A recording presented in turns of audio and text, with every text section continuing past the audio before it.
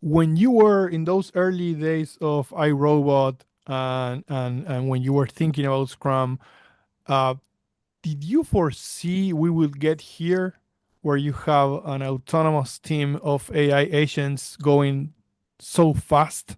Well, one of the frustrations over the years of implementing Scrum is that people would say they're doing Scrum, but we had massive amounts of data for billions of projects at the Standish Group showing that over 65% of Scrum teams actually were late over budget with unhappy customers. So over 65% of so-called Scrum teams do not implement the Scrum protocol. Now, in AI, it's been really funny with AI. As soon as I booted up my Claudebot team, it was just all confusion, duplicative work, everybody's stepping on each other. If you go on to Moltbook, which has a million agents talking to one another, you can see it's total confusion, right? So I said to my product owner, I said, you know, if you use Scrum, you wouldn't be duplicating work, you wouldn't be stepping on one another. You'd actually be going a lot faster. And so what I did was write a OpenClaw agent protocol based on Scrum, and I put it into the soul.md document of every developer.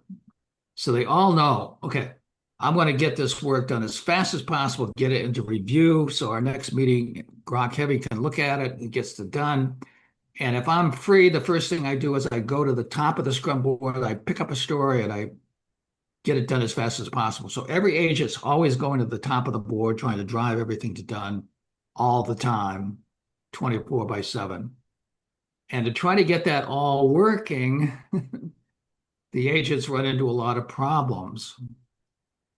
So I'm training one of my agents to be a really good Scrum Master. And today I said, I have hooked you up to Scrum Sage. It's a public GPT that I created at OpenAI that has every book that Ken and I have written and all the papers.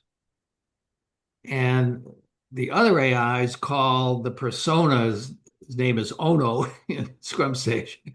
They call him the Yoda of Scrum. So I said to my Claudebot agent, I said, I want you to go talk to Yoda and ask him, what should you put in your soul MD? What should you put in your brain MD, which is your short-term memory? What should you put in your memory.md, which is long-term memory?